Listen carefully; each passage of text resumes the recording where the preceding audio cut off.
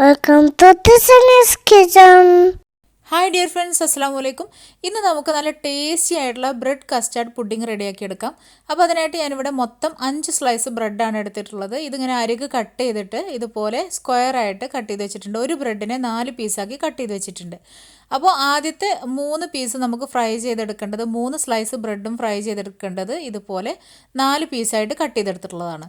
ബാക്കി 2 ബ്രെഡ് സ്ലൈസും നമ്മൾ കുഞ്ഞായിട്ട് കട്ട് ചെയ്തിട്ടാണ് ഫ്രൈ ചെയ്തെടുക്കുന്നത്. അപ്പോൾ മുഴുവൻ ഇതുപോലെ ഫ്രൈ ചെയ്ത് മാറ്റി വെക്കാം.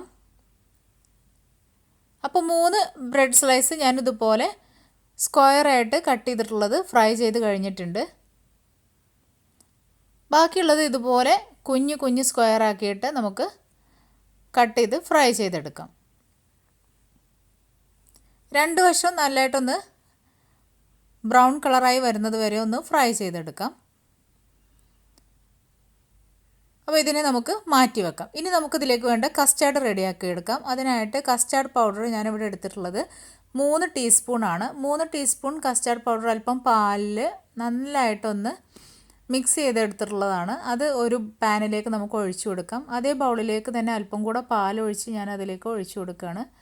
ഇനി ബാക്കി പാൽ കൂടെ ചേർത്ത് കൊടുക്കാം. അങ്ങനെ ഞാനിവിടെ എടുത്തിട്ടുള്ളത് 1.5 കപ്പ് പാലാണ്. 1.5 കപ്പ് പാലിലേക്ക് ഈ ഒരു കസ്റ്റാർഡ് നല്ലതായിട്ട് മിക്സ് ആക്കിയതിന് ശേഷം ഞാൻ ഇതിലേക്ക് ചേർത്ത് കൊടുത്തിട്ടുള്ള ഫ്ലേവർ എന്ന് പറയുന്നത് 1 ടീസ്പൂൺ മാംഗോ ഫ്ലേവറാണ്. നിങ്ങൾക്ക് വേണമെന്നുണ്ടെങ്കിൽ വാനില എസൻസ് ചേർത്ത് കൊടുത്താലും മതി.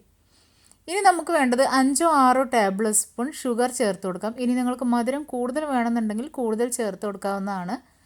മധുരമൊക്കെ ഓരോരുത്തരുടെ ഇഷ്ടത്തിനനുസരിച്ച് ചേർത്ത് കൊടുക്കാം. ഇനി നന്നായിട്ടൊന്ന് മിക്സ് ചെയ്ത് കൊടുത്ത് നമുക്ക് നല്ല തിക്കാക്കി എടുക്കണം. അപ്പോൾ അത് നല്ല തിക്കായി വന്ന് തുടങ്ങിയിട്ടുണ്ട്. ഈ സമയത്ത് ഞാൻ ഫ്ലെയിം ഓഫ് ചെയ്തിട്ടുണ്ട്. ബാക്കിയുള്ളത് നമുക്ക് ആ ചൂടോടുകൂടി തന്നെ നല്ലതായിട്ട് തിക്കായി കിട്ടും. അപ്പോൾ ഈ ഒരു പരുവത്തിലാണ് നമുക്കിത് തിക്കാക്കി കിട്ടേണ്ടത്. അപ്പോൾ ഇത് നമുക്കൊരു സൈഡിലേക്ക് മാറ്റി വെക്കാം. ഇനി നമുക്ക് അടുത്ത ഫ്ലേവർ റെഡിയാക്കി എടുക്കാം.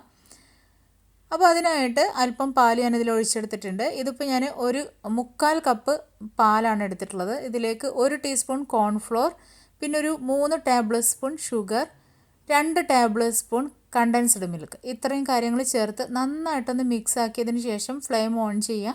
എന്നിട്ട് ഇതൊന്ന് കുറുക്കിയെടുക്കണം. അപ്പോൾ നമ്മൾ അടിയിൽ ഇത് വേറൊരു ഫ്ലേവറും മുകളിൽ കസ്റ്റാർഡിൻ്റെ മാംഗോ ഫ്ലേവറിലുമാണ് നമ്മൾ കൊടുക്കുന്നത്. അപ്പോൾ നന്നായിട്ട് തിക്കായി വന്ന് തുടങ്ങിയിട്ടുണ്ട്. ഈ സമയമാകുമ്പോൾ നമുക്കിത് ഫ്ലെയിം ഓഫ് ചെയ്തിടാം. ഇനി ഇതിലേക്ക് ഞാൻ സ്ട്രോബെറിയുടെ ഫ്ലേവറാണ് കൊടുക്കുന്നത്. നിങ്ങൾക്ക് ഇഷ്ടമുള്ള ഫ്ലേവർ കൊടുക്കാം കേട്ടോ. ഇനി ഇതൊന്നും ഇല്ലെന്നുണ്ടെങ്കിൽ വാനില എസൻസ് ചേർത്താലും മതി. അപ്പോൾ സ്ട്രോബെറിയുടെ ഫ്ലേവർ ആവശ്യത്തിനനുസരിച്ച് ചേർത്ത് കൊടുക്കാം. ആദ്യം ഞാനൊരു 3 ഡ്രോപ്പ് ഒഴിച്ചു കൊടുത്തിട്ട് മിക്സ് ആക്കിയപ്പോൾ കളർ കുറച്ച് കുറവായിരുന്നു. അപ്പോൾ ഞാൻ വീണ്ടും ഒരു 2 ഡ്രോപ്പ് കൂടെ ചേർത്ത് കൊടുത്തിട്ടുണ്ട്. നന്നായിട്ടൊന്ന് മിക്സ് ചെയ്ത് കൊടുക്കാം. ഈ മിക്സൊക്കെ തണുക്കുന്നതിന് മുമ്പ് തന്നെ നമുക്ക് പുഡിംഗ് ട്രേയിലേക്ക് സെറ്റ് ചെയ്യാം. അപ്പോൾ അതിനായിട്ട് പുഡിംഗ് ട്രേ ഇവിടെ റെഡിയാക്കി വെച്ചിട്ടുണ്ട്. ഇതിലേക്ക് നമ്മളിപ്പോൾ റെഡിയാക്കി എടുത്തിട്ടുള്ള ആ ഒരു സ്ട്രോബെറി ഫ്ലേവറിലുള്ള മിക്സ് അല്പം ഒഴിച്ചു കൊടുത്തിട്ട് ഒന്ന് സ്പ്രെഡ് ചെയ്ത് കൊടുക്കുക. ഇനി ഇതിന് മുകളിൽ നമ്മൾ വലിയ പീസായിട്ട് സ്ക്വയറായിട്ട് കട്ട് ചെയ്ത് ഫ്രൈ ചെയ്തിട്ടുള്ള ആ ഒരു ബ്രെഡ് സ്ലൈസാണ് വെച്ച് കൊടുക്കുന്നത്. അപ്പോൾ അത് ഇതിൻ്റെ അടിവശം ലെവലാവുന്ന അത്രയും വെച്ച് കൊടുക്കുക.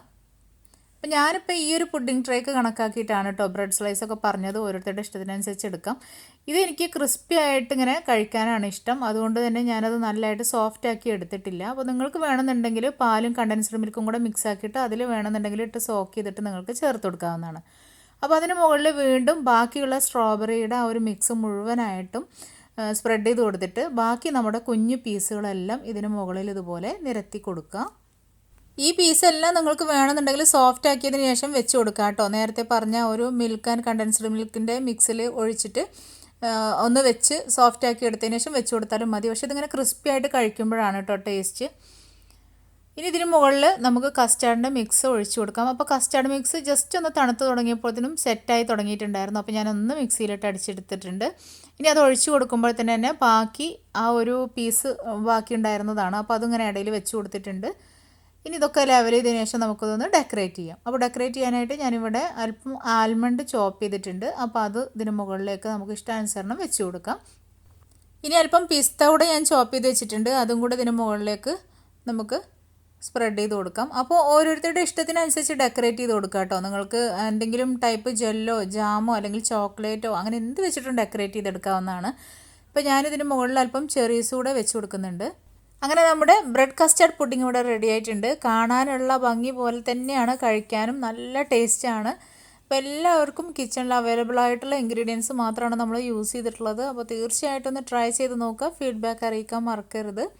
അപ്പോൾ ഇതിന് താഴെ നമ്മൾ വെച്ചിട്ടുള്ള ഒരു ബ്രെഡിന് പകരം നിങ്ങൾക്ക് കേക്കൊക്കെ വെച്ച് കൊടുക്കാവുന്നതാണ് കേട്ടോ. അപ്പോൾ തീർച്ചയായിട്ടും ട്രൈ ചെയ്ത് നോക്കുക. നെക്സ്റ്റ് വീഡിയോയിൽ കാണാം ഇൻഷാ അല്ലാ. Thank you.